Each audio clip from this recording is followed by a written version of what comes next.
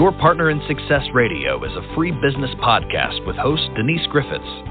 It's all about great stories, conversation, and context to help you move your business and life forward with actionable tips and advice from her guest experts.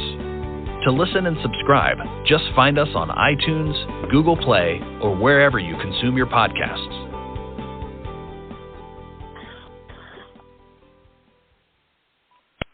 Welcome to Your Partner in Success Radio. I'm your host, Denise Griffitts, and this podcast is ranked in the top 2% of the most popular podcasts in the world. And honestly, it's all because of my incredible guests. And I am honored and blessed to share time with people who are at the top of their game, and they come here willing to help you get where you want to be in life and in business. These are not people who hold back. Their goal is to share with us the essence of peak performance, and boy, do they. So today our topic is how to raise our game as communicators with my guest, Michelle Gladieux. And raising our game as communicators is the best way to make a difference in our careers and relationships, but it takes courage to find our voice, open up, and invite others to open up to us. This is absolutely true, by the way. As a lifelong communication coach, Michelle has discovered 4 obstacles that keep us from becoming the best communicators that we can be. And those 4, these are important. So if you have a pencil, write them down. Hiding, fear of exposing our supposed weaknesses. Defining, and I'll get her to define these for us. Rationalizing, and settling. That's a big one. I think too many of us just settle because we don't quite know what we're doing, or we have imposter syndrome, or just so many other things that's going on. So Michelle is the author of Communicate with Courage, Taking Risks to Overcome the 4 Hidden Challenges that I just mentioned. And this book is on my desk as we speak. Michelle, welcome to Your Partner in Success Radio. I'm honored to have you here. And thank you for sending your book to me. And by the way, y'all, if you hear a cat screaming, that is my cat, the Vicar. And he is playing with his bottle cap, and he's just going to make that noise. There's nothing we can do about it. He's very loud. So, Michelle, thank you for being here. Hi, Denise. It's awesome to be with you. Thanks for having me. I've been really looking forward to this. For anybody who's paying attention, this is the final interview of 2022. We are marching into 2023. I can't even say that. It's like, how did that happen? And this is a terrific topic for the end of the year. So I'm looking forward to this. Me too. Okay, so before I hammer you with all kinds of questions, I've got a list. You ought to see my notes. Woo! Let's do it. Yeah. Tell our audience a bit about yourself and why you're here today, what you want to share with them, what you need them to know. Well, hi, everyone. I'm one of those very lucky people who have figured out a job, kind of created a job that I love. I was after graduate school at Purdue University, I studied organizational psychology and industrial technology there. I came back to my hometown of Fort Wayne, Indiana, which is about a 300,000 person city, the second largest in Indiana in the northeast corner of the state, and started teaching college right away as a young adjunct professor. I was 23. And eventually, while teaching, found jobs as a corporate human resources and corporate training director. Really enjoyed that. Will always be grateful for that experience. But in about 2004, I was spending all of my vacation time and weekends teaching continuing studies courses at our local universities. I would do the design and presentation, and they were usually 3 hours long, all kinds of topics, anything related to communication, leadership, business writing, presentation skills, conflict management. Think about human communication. That's what I love. And this career that I have now is based on, I will say, a courageous step in 2004 to leave the confines of corporate America and the security with the insurance, and the car allowance and the various things I had then, and just go for it and see if some of these part-time seminars I was teaching sort of as a side hustle could become a full-time life. And that's when Gladieux Consulting was born. Difficult to spell, Gladieux. It's French, and I named the company after my parents, both deceased and both huge influences in my life and in how I communicate and try to help others communicate. So we've grown now to be a team of 10. We're located throughout the Midwest, and we offer executive coaching, which is also regular people coaching. I like to call it executive coaching because everybody's a leader and can make a big difference in their own way. We also offer team training in a bunch of different topics and strategic planning and process improvement services. So we're blessed to travel around the United States and work in every industry and nonprofits and government, because we can all be better communicators. And until our last breath, we should be trying to be better message senders and receivers. So that's me. Oh, listen, thank you. I agree with you. And I wanted to ask you, because you were talking about you had this at 23, really? I am so impressed. Yeah, I was trying to look older, Denise. Those were the days. Oh. I bet those days Isn't that you funny? just looking. We all did. I remember when I was 17 trying to look 21. I didn't drink, but I wanted to hang around with my friends who did. So it was just silly, the things that we do to ourselves. But it occurs to me that, and I wanted to ask you this question, you had this terrific job. I mean, you were stable at a very young age, and then you decided to kind of branch out and do your own thing, and that is courageous. It really is. How long did it take you for you to understand that this is really where you wanted to go, and you could ditch the 9-to-5 job, which wasn't a 9-to-5, obviously, but how long did it take, and how frightened were you? Because a lot of people do this. I've done it. And for about 10 minutes, I would scare myself to death and then just say, nope, I'm going to do it. Was that something you said, I'm going to do it? How long did it take me? I think I knew for a few years, still operating as a corporate HR and training director in the warehousing and robotics industries, very male-dominated professions. I was really enjoying the challenge of trying to help make these companies' cultures more inclusive, and I think had a way of relating, being the only woman in top management at one of those companies. I was hanging in there because I I wanted to represent, the 3.5 billion women in the world. I wanted to make those guys see that we bring important ideas and are absolutely just as capable in business, and I was a very young person as well.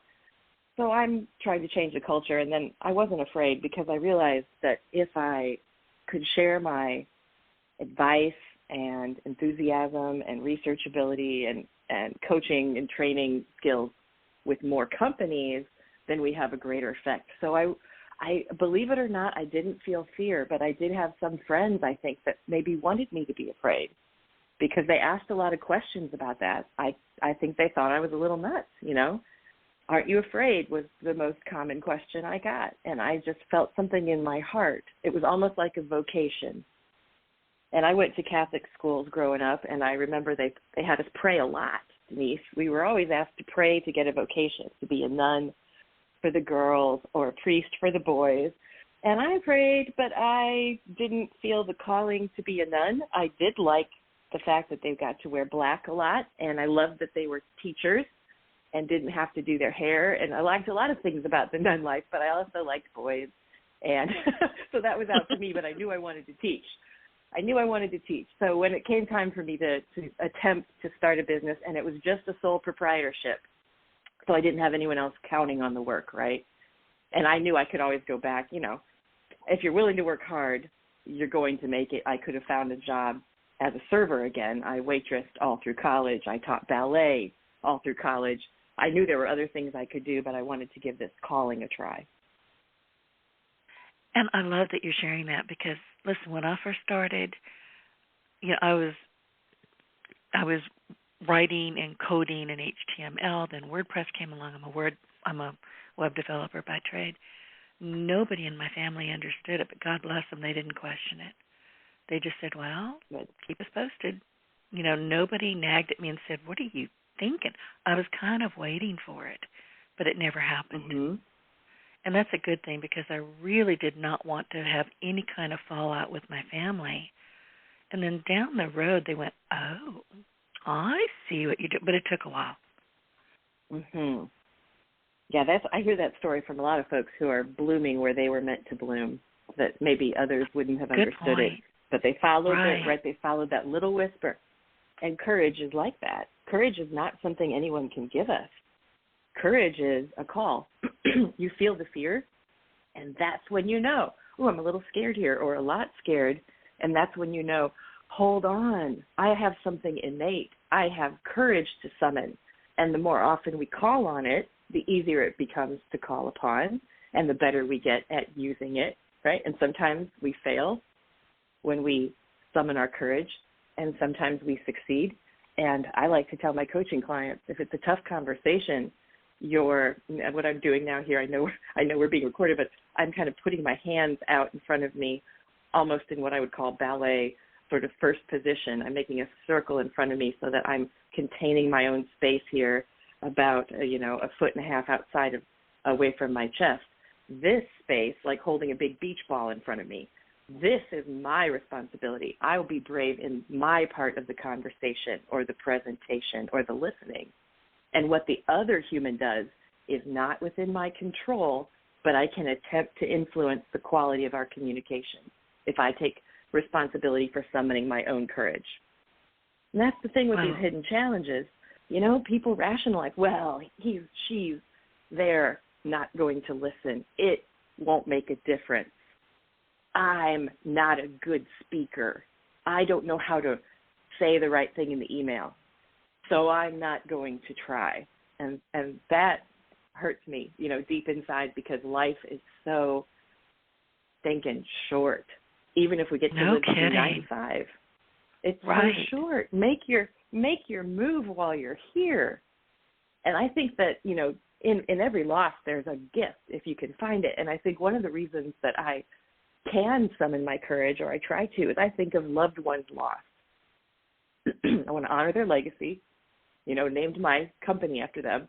But I just learned quickly, like, wow, that's goodbye, or at least goodbye for now, and I won't have another chance to speak to them in this lifetime. I had one of my coworkers call me up kind of randomly right before Christmas, and I was doing my usual Santa's workshop in the dining room table. Looks like a bomb exploded, and I'm maybe procrastinating a little on shopping and wrapping things for the next day.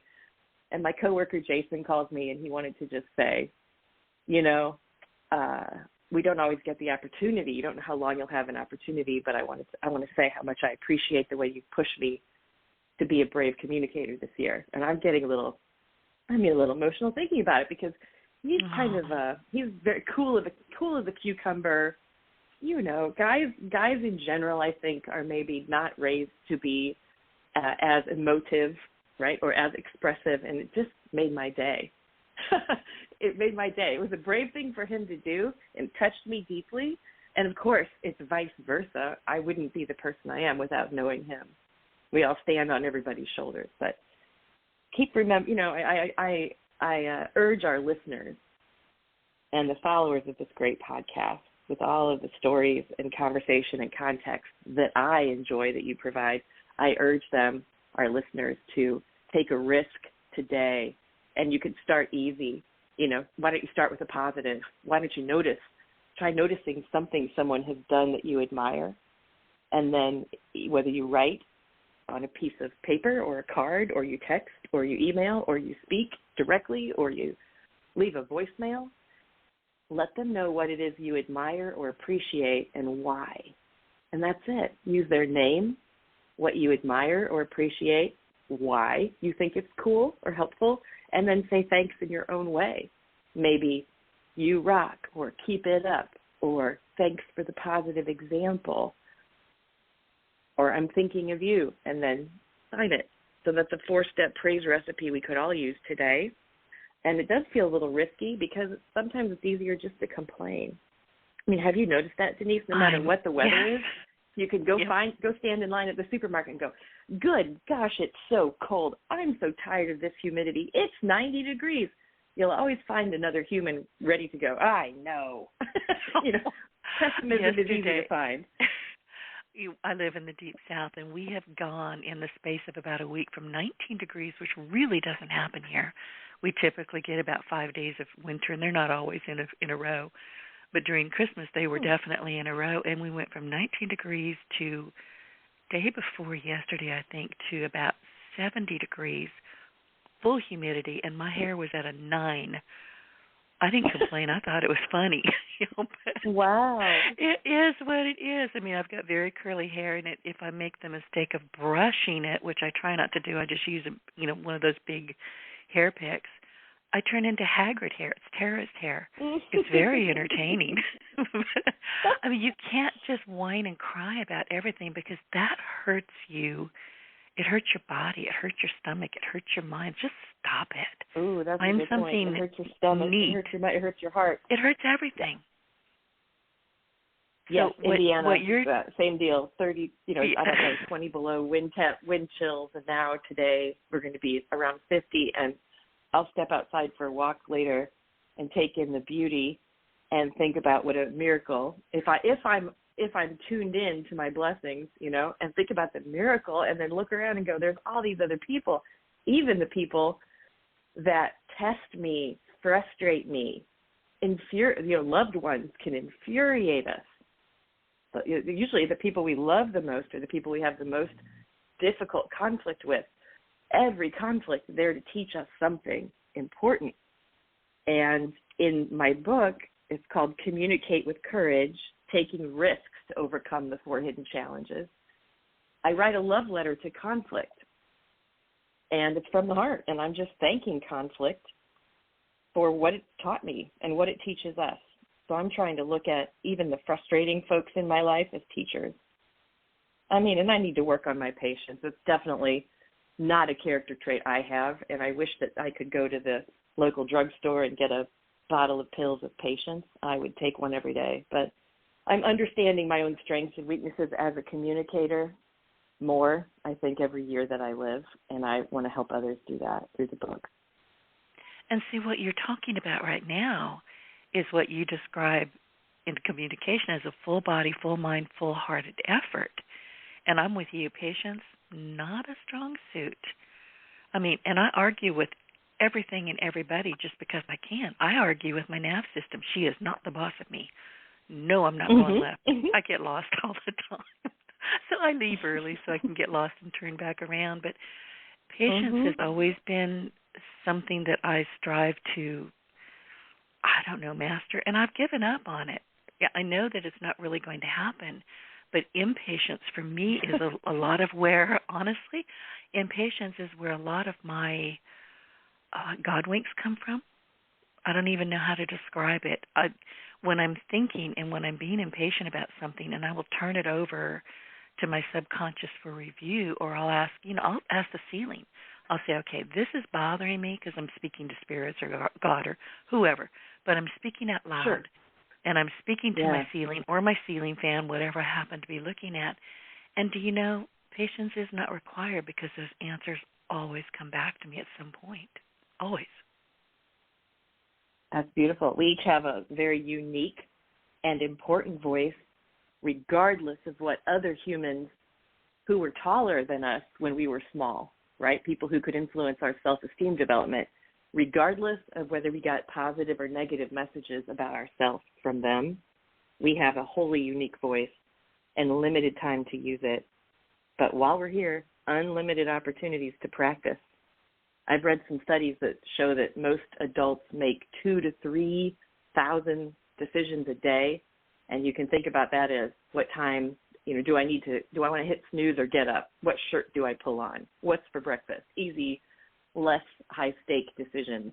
And then we have the higher stakes decisions about how we communicate with our bodies, our body language, our written word, our spoken word. And I think we might as well try to pull off some pro moves with confidence and poise while we're here.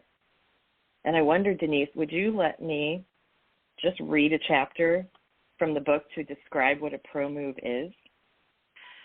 Either you do it or I was going to. I'd rather you did it. I've got it marked. Okay. So, yes. Okay. Well, and I'm going to, Chad, just be just honest with you because you are so fun and easy to talk to. This term, pro moves, that I teach all the time, it was my fantasy football team name for many years. We're Colts fans up here in Indiana.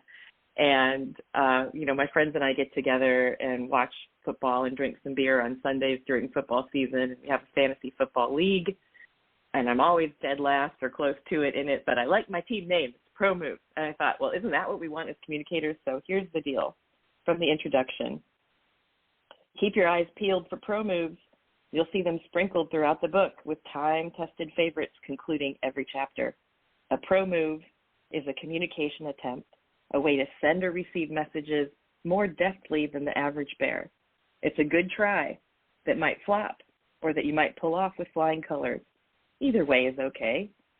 A pro move is a communication strategy others might see as involving too much trouble or skill to undertake, so they walk on by, missing a chance to get closer to their communication potential. Making a pro move requires passion for learning and a desire to improve your life, your surroundings, or someone else's life. It often means you'll use self and other knowledge in the action you're taking or deciding not to take.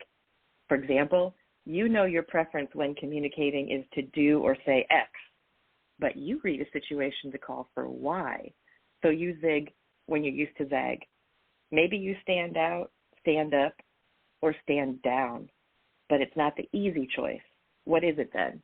It's the pro move.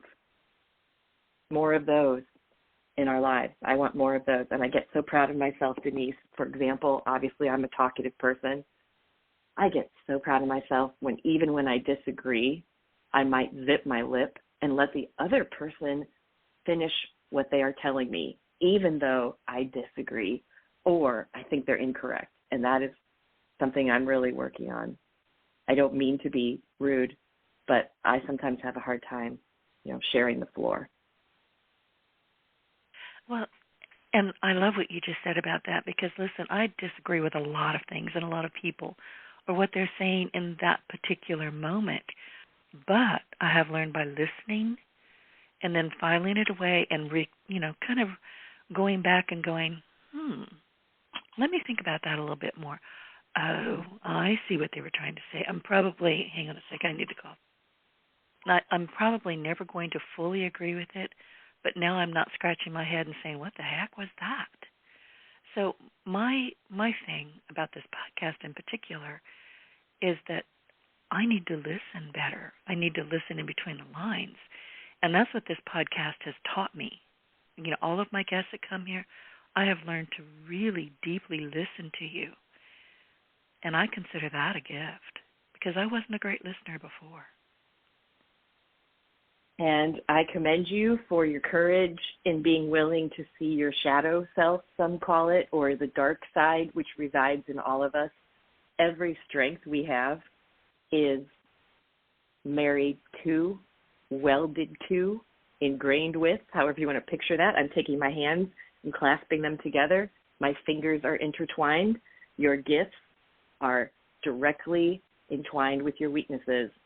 So the challenge is to accept ourselves as we are, as communicators, and to try each day as we make a couple thousand decisions, many of them about communication, to try to stretch outside our comfort zone into a less comfortable place.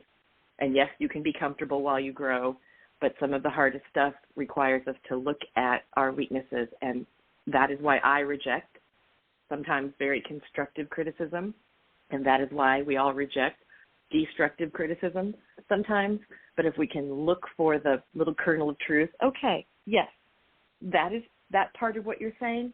I own that, and I want to work on that. Freedom exists beyond that, and gifts that we can't tell our listeners here what they will be, but I can tell you with certainty after coaching, now for 25 years or so, and thousands of people, they come back to say, I did look at, when I accepted and looked at that weakness and started working on it, do you know what happened? And I got this opportunity that I wanted to get in my career my personal life changed, my relationship changed, trust was born or trust grew. Just outstanding things can happen. We will need, however, to go investigate and get some data about how we're coming across. And there are a lot of tools there are a lot of tools out there on our website that we'll talk about probably later before we conclude. Right. But people can find some of the resources. Or you could just ask someone who loves you or doesn't like you or loves and doesn't like you, right? Because that's true too. What could I work on? The question is what could I work on as the communicator? I'm sorry. The question that our listeners could ask. To me, if you're communicating, you're also networking. And you may not mean to, but you are. When you're having conversations with people or you're chatting back and forth through Facebook Messenger or LinkedIn, you're not just communicating, you're connecting, and you're finding more about that person. You're finding out more about you. And, it's just, you can't just kind of sit behind your keyboard and look at what people are doing and not communicate with them and say, hey, I love your book, or I really understand what you said there, or you know what, I don't quite get it. Can you tell me a little bit more? There's so many ways to communicate, so many ways. And we've got keyboards. Absolutely. Use them. Use them for good. I'm telling you right now, do not get nasty on your keyboard. Use them for good. Yes, amen to that. We create a lot of workbooks. I kind of got tired of PowerPoint in the late 90s, and so my team and I build beautiful workbooks for training events. And at the back cover of every workbook is this Beatles quote from Abbey Road in 1969, and that is, and in the end, the love you take is equal to the love you make. And I think that applies to every mode of communication. What you put out is coming back your way.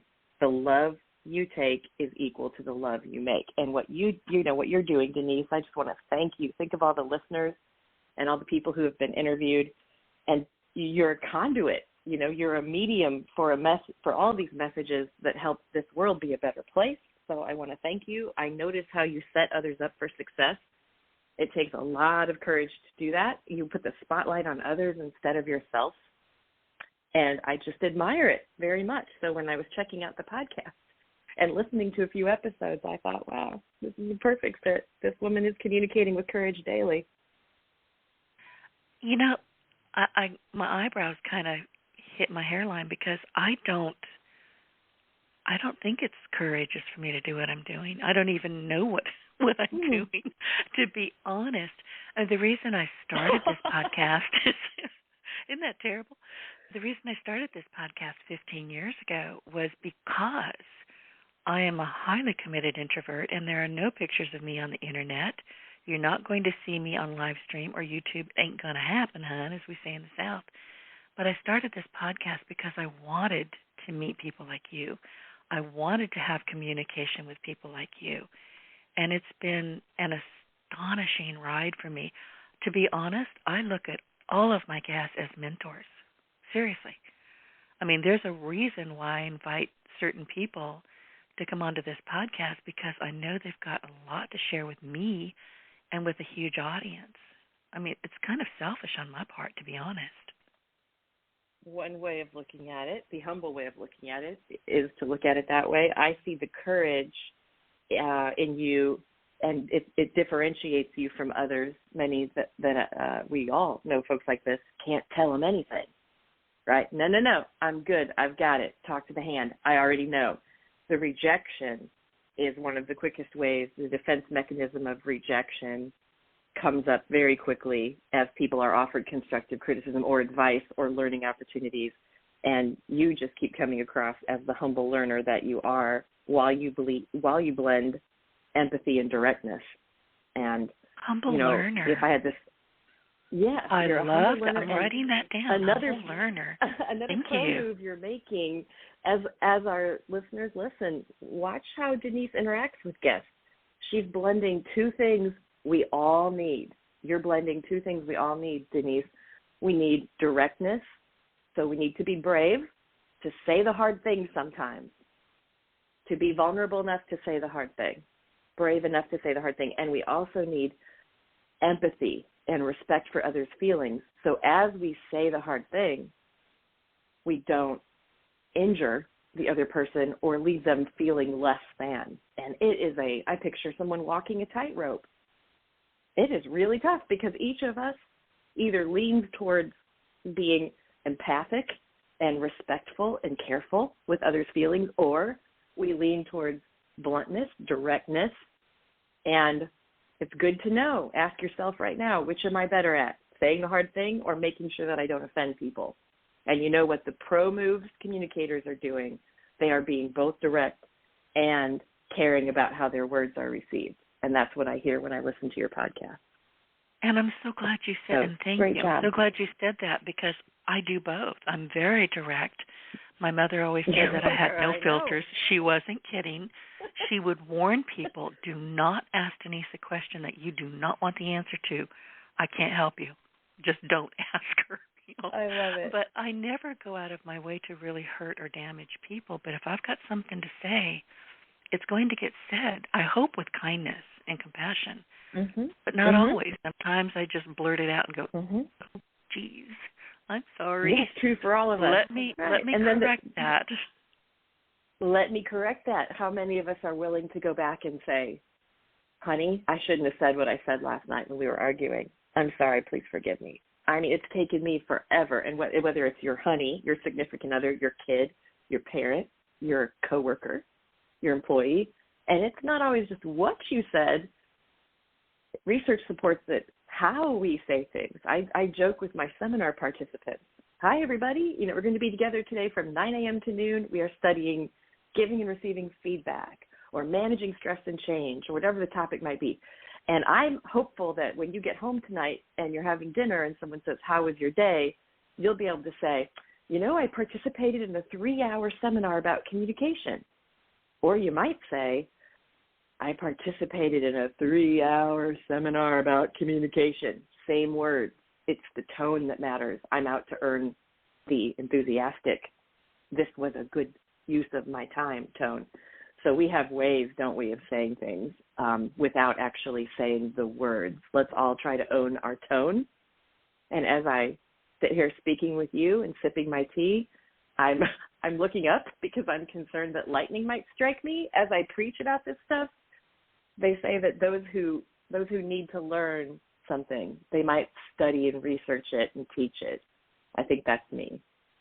These things get away from me. I'm trying to love myself anyway, but I'm working on my tone, and my tone can be very supportive with coaching clients, college coworkers, less supportive, less empathy with those closest to me. And I fear this will be one of my great regrets. Including myself. I just wrote this question down, and I wanted to ask you, Michelle, self-communication, because to some degree that's what we're talking about.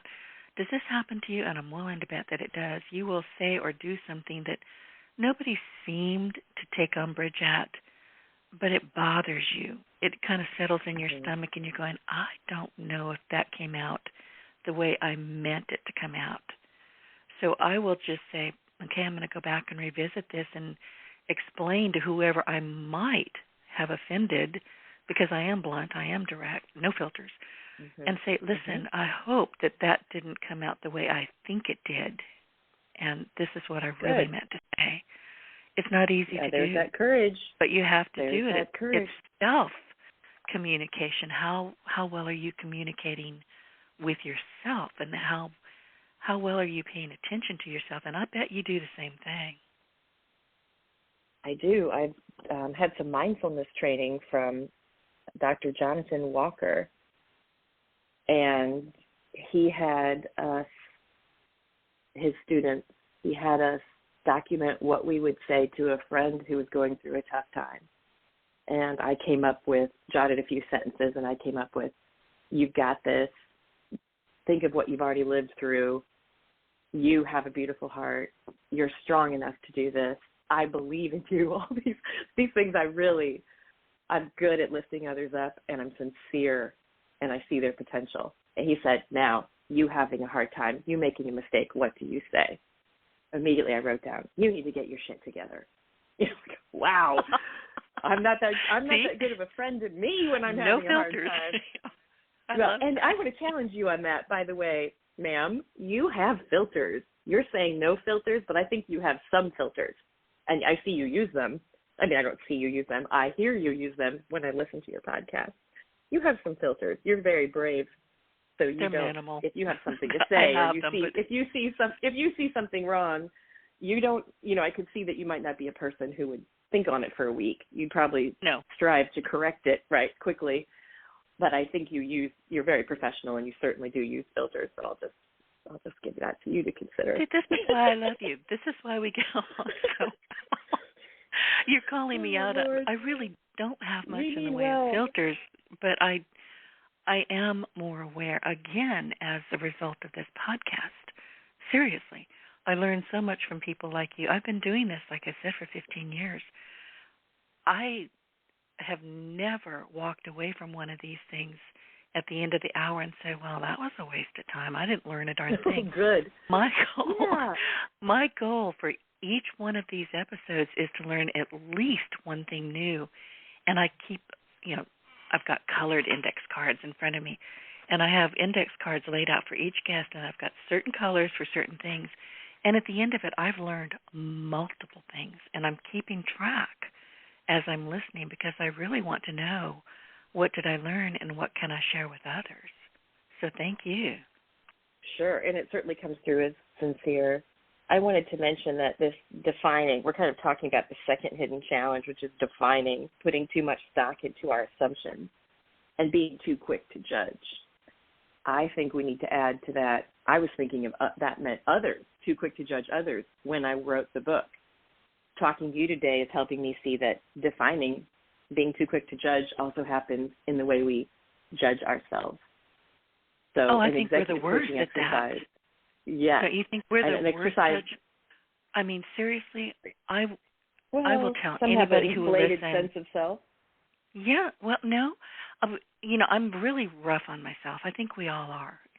And we all have that internal voice that we may, hear just internally, or we may be saying it out loud. And I'm telling you right now, Michelle, if anybody spoke to me in a Walmart parking lot the way I speak to myself, I would need bail money. Seriously. Mm-hmm. Isn't that interesting? So, but we could get away with it because it's not usually documented. It's not. We don't see it. So this exercise that we have coaching clients complete sometimes is I ask the client to I see them monthly, usually for a couple of months, and they get a goal plan after each session. And between sessions, I offer 5 or 6 pieces of homework, goals to complete. And they have the right to bless the goals or to ask me for edits because I'm not their boss. We often copy the boss so the boss can support the client. One of those goals is, please, just in a notebook or in Microsoft Word somewhere, whatever's good for you, document some of the things you say to yourself when you're unhappy with yourself. Negative things you say to yourself, just document them. Try to catch them, and that is a tough thing to do because this stuff is insidious. Your mind wants to be in control, and the challenge is, can you control your mind? So let's look at the messages you send yourself, negative self-talk. Just write it down, see you in a month. Call me if you need any help. And then a month later, we get together again, in person or by Zoom, and I ask the person confidentially, please share with me what you've written. One woman wrote, I'm a bad mom. That's the first thing I tell myself a lot. And I said, okay, well, I'm not a parent of human kids. I'm a dog mom and have been a dog mom. I'm not currently, but I can't wait to be a dog mom again. So you're going to have to help me because I don't have human kids. But I would think that a bad mom might not feed her kid nutritious meals, might not ever read to the child, might not give physical and verbal affection, might not want to see them grow into the best person they can be. She said, oh, I'm doing all of that. I said, are you a bad mom? She said, I'm not a bad mom. I said, why did you put that? Why do you say that? She said, I said that because I've been working late nights, and I know the kids want my attention. And I end up on screen, on Zoom, and I'm having these meetings, and I'm not getting as much time with them as I would like in the evening. And I said, can we set a goal about that and maybe retire this tired, negative self-talk that's not even true? Yes. And she crossed that out. Then we went to the next one on the list.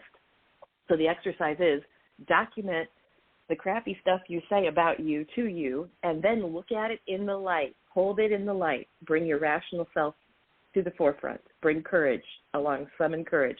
Bring it along with you and say, okay, I'm going to look at these things I tell myself, and if it's not true, I'm crossing it off, and I can get it out of my script.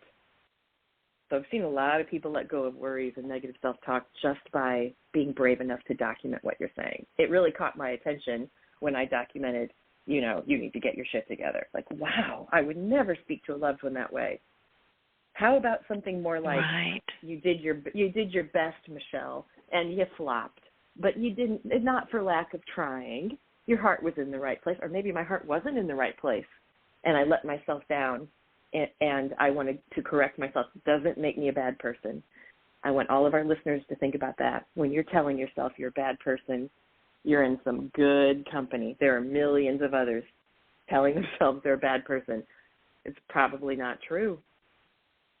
Probably not true. You probably made a mistake. So we really, and I think women especially, need to work on the self-acceptance and self-love, although I have many, many male clients that struggle with negative self-talk as well. So how we communicate with ourselves is important too. Great point.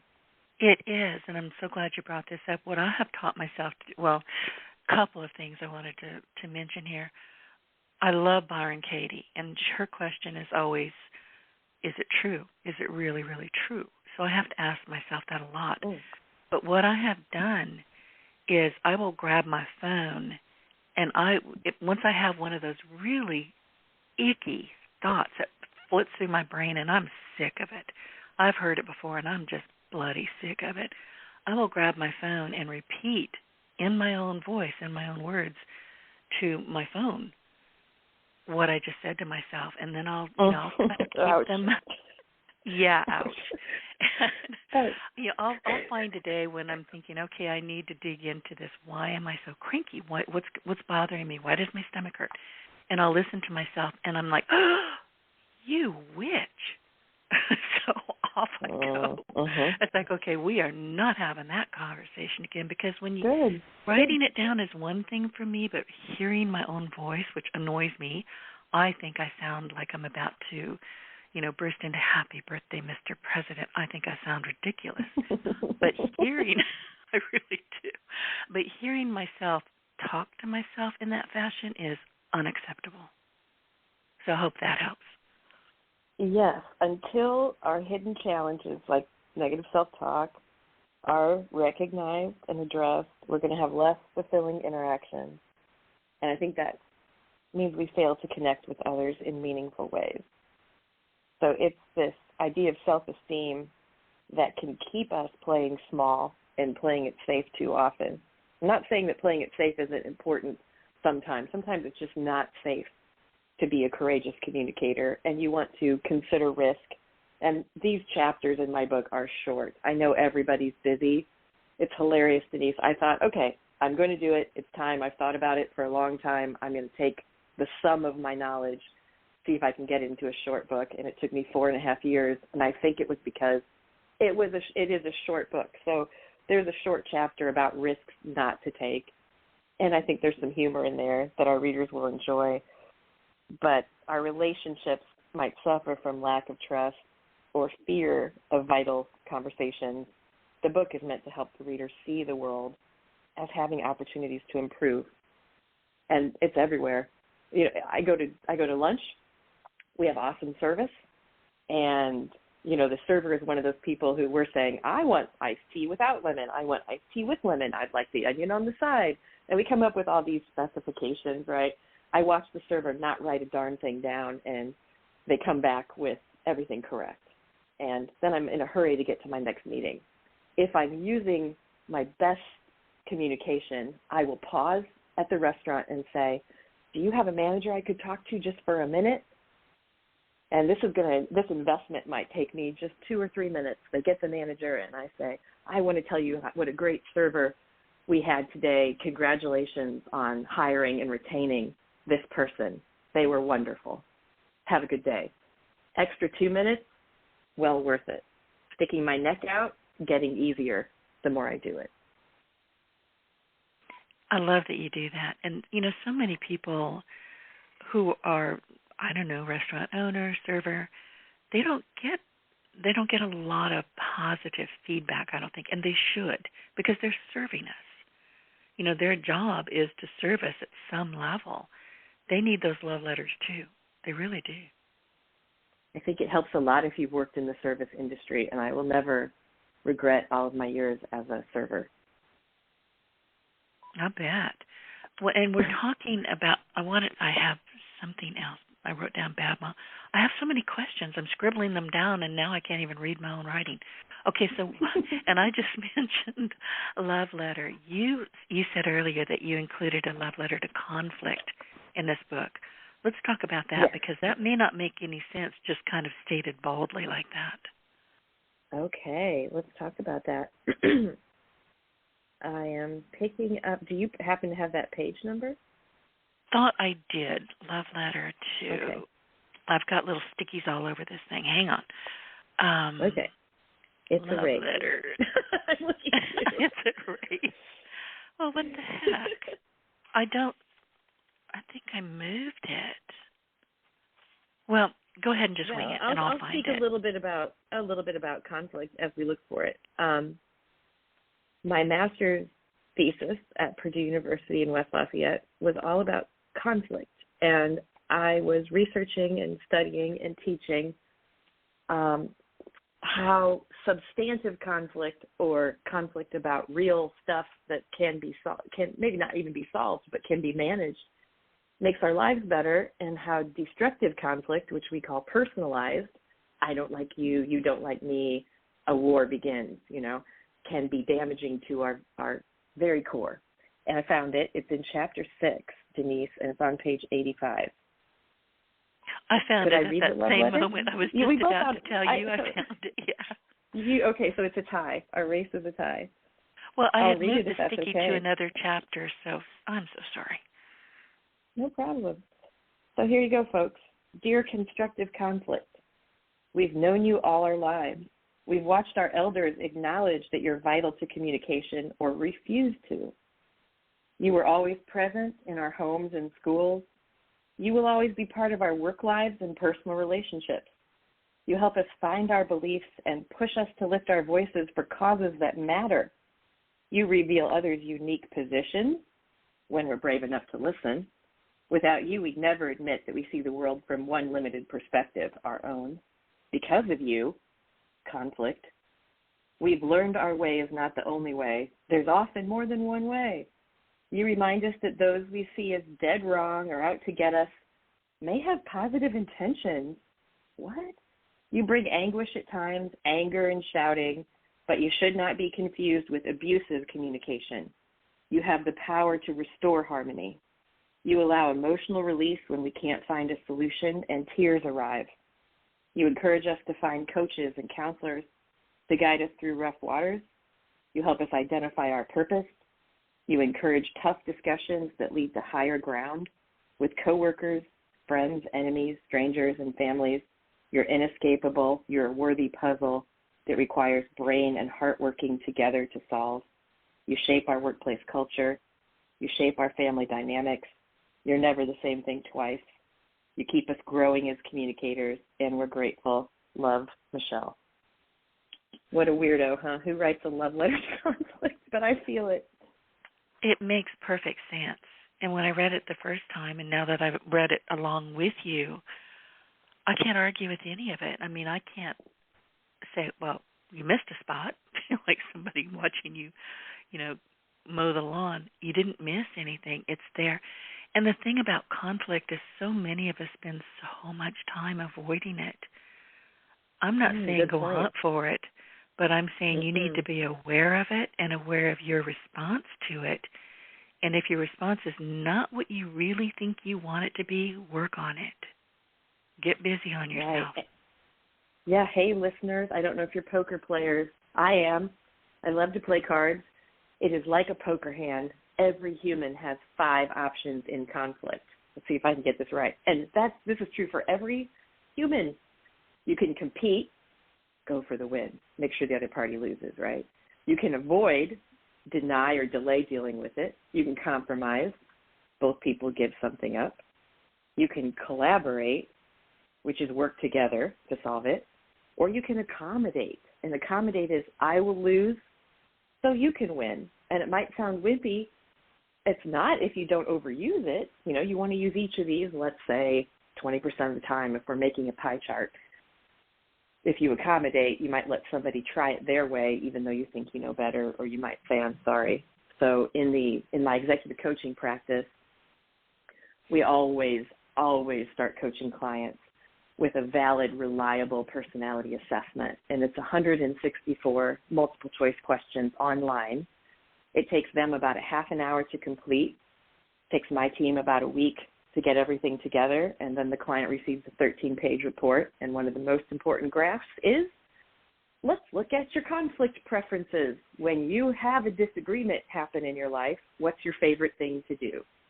And man, Denise, this opened my eyes 12 years ago when I first found this assessment and started using it because, oh my, I was competing like something crazy, 68% of the time. So didn't that wear you out, though? I mean, if I go head-to-head in competition with somebody, it doesn't matter. It wears as long me as out. I could win. I would crawl to the finish line. I apologize in the book to ex-boyfriends who tried to tell me as they were walking out the door, you're impossible. You know, I can't win. You won't acknowledge when you're wrong. That's not true, I said, right, as they packed the bags. So it really helped me to see in a personality assessment, if anyone has the opportunity to do that, if it's a valid, reliable assessment, go for it. Bring your courage, because you're going to read some things about yourself that you won't like. Then you'll read some things you will like, because our strengths are wedded to our weaknesses. And then I looked at my other options. Well, what's this accommodate stuff? I had like a 3% score there, so I started studying that. Accommodate. Let somebody else have it their way. Acknowledge when you're wrong. What's this avoid stuff? I had like a 2% rating there. That is, not every conflict has to be solved right now just because I'm immature and I want it handled right now because my body is burning with frustration or anger or anxiety now. No, you know what the best time to talk about this might be? After work or this weekend or after we've both had time to calm down. So I saw, quickly in my personality results what I was using, or I guess you could also say that's a gift and a strength. If you want to buy a car, Denise, take me. I want to negotiate the best deal for you. I'll make sure you win, right? So I'm just trying to use my favorite methods for dealing with conflict in the right places and then practice the ones that come a little harder for me. And yes, we do coach, hundreds of people in different professions every year who test high in avoiding. And often it's because a lot of our conflict behavior for all of us comes from what we saw growing up. I think between the ages of 2 and 10, there's quite a bit of research to support the fact that we watch how the adults around us communicated when they disagreed, and we either replicate that or we might go the absolute opposite direction. But the point is, we want our coaching clients choosing how they're going to handle conflict, not reacting, right, but responding. And conflict is difficult to understand. It really is, because a lot of times there's a physical response. Most times there's a physical response. Either hits you in the gut, or I've actually gotten a pain behind my left ear because I know whatever this is, I'm about to have a migraine, and I don't want it. I have to go do something about that. But it takes a long time to understand and deal with conflict in your own personality. And, everything you're talking about, I've done. My ex-husband said, you are impossible. Really? Well, let me tell you about you. That never ends well. So, no, and we, also there's some projection there.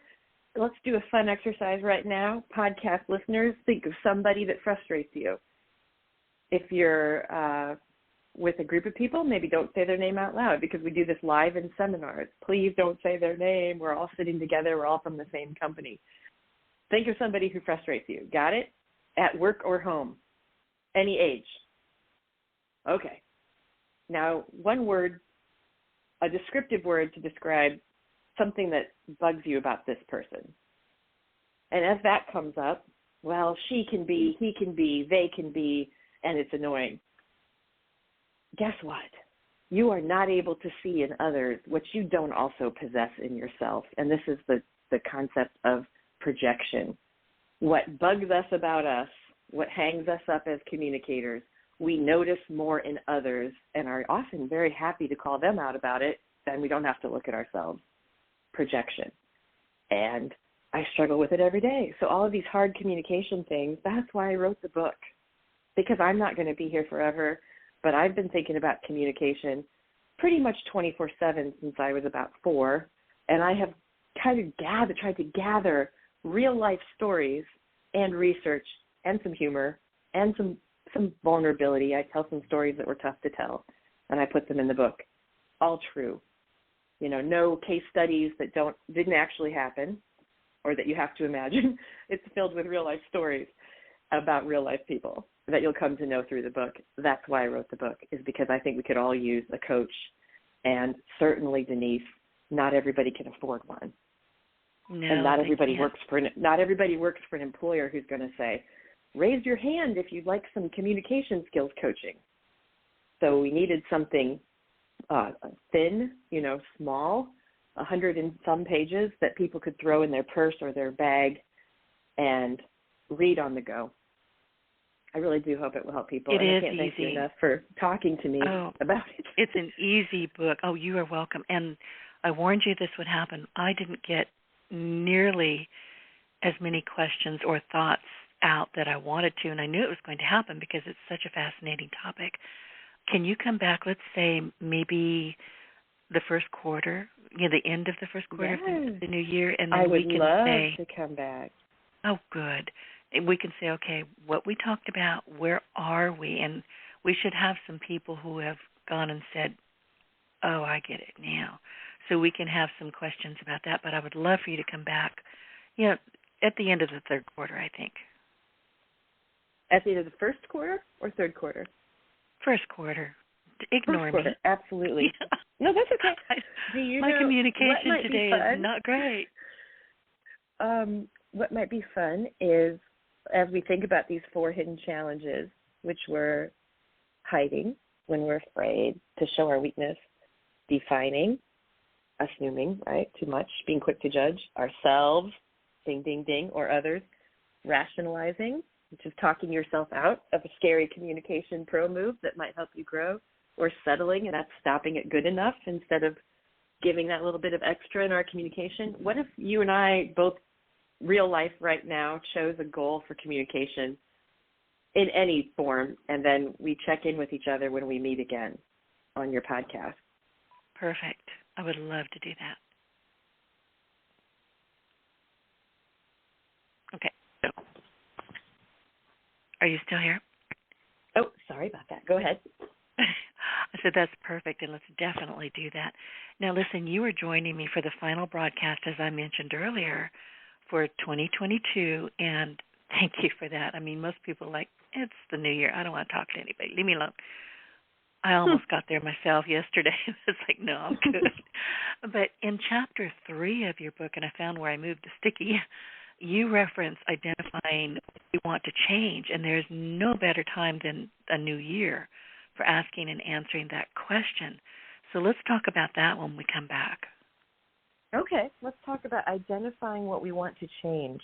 Great. And to prepare, you and I and our listeners could maybe ask a couple people we trust who will be kind what they think we could work on as communicators.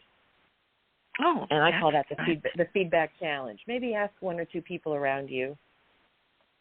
And I've seen parents ask little kids, "Hey, honey, what do you like about when mommy or daddy talks to you? And what, when we talk together, what do you like most and what don't you like?" Right?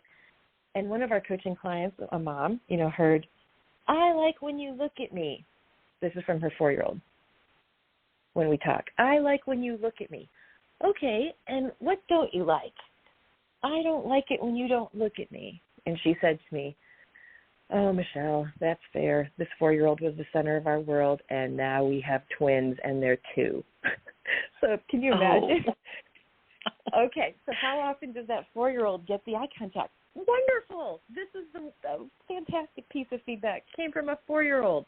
You can ask a 94-year-old. Just ask somebody you trust, hey, I have an executive coaching assignment, and that is ask a few people what they like and what they think I could do better as a communicator, and that will lead us to our next conversation. I am going to, and I just wrote this down because you know already that I've got 5 favorite people in the world, and one of the top 2 is Jim Tunney, Dean of NFL Referees, and You Like Football. He's 93. Okay. He is my favorite person, honest to God, in the world. He's a fine gentleman. That question is going straight to him. But he loves me. I don't know how honest he'll be, but we'll see. Right. And you could give people some time to respond. Some people are deep thinkers. I'll have to consider this, you might hear. Okay, and follow up with them once. If they don't get back to you, because let's be honest, it's a weird question. Folks can find all kinds of tools at our website that will help with this kind of thing, and gobs of real-life coaches' corners. It's at these Q&As that people write in with real-life questions, and then I answer within 3 paragraphs because we're all busy. I try not to be too wordy. Folks can find that at www.gladieuxconsulting.com. Again, I know it's tough to spell. I was honoring my parents, my deceased parents, when I named the company. It's GLADIEUX, like X-ray, consulting.com. Lots of things there for you to check out. And I write a quarterly newsletter. I put so much time and heart into it, Denise, and it's meant to be uplifting once per season. You can sign up at the website to receive that, and I always also include a little music video. I haven't yet played on one of these music videos, but just a quick 2-minute, 3-minute video to start the newsletter. If people have time, start with some music. I'm an amateur bass player, and I love rock and roll, so and all kinds of music. Love all kinds of music, but we put a little music into the newsletter. It's called The Breakdown. I should say it's called Breakdown, and we named it after the Tom Petty and the Heartbreakers song, Breakdown. So I hope folks will sign up to stay in touch. I knew that. Well, Michelle, thank you. Before I let you go, and we are still recording. We're not streaming any longer, but we are still recording, so nothing's going to get lost. Do you have anything else that you'd like to share with the audience before I let you go?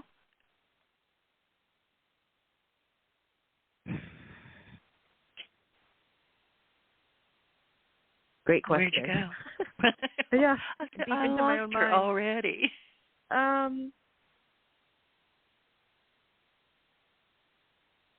I listen to a lot of podcasts, and I think what I want to do is I just want to thank you for the humble and direct and empathic way you lead these conversations. You're doing your own teaching, 15 years of teaching through this podcast. It's outstanding. And I guess I want to remind our listeners that it started with one step.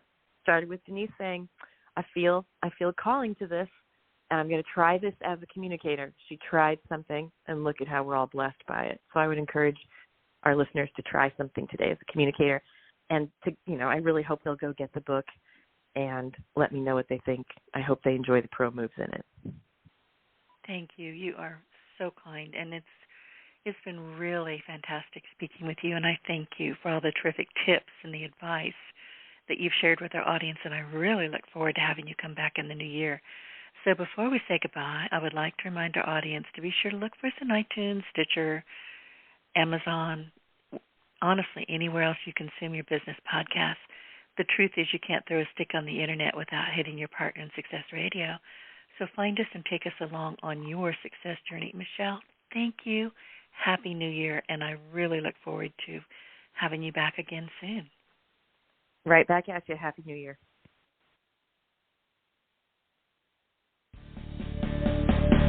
Get your voice heard.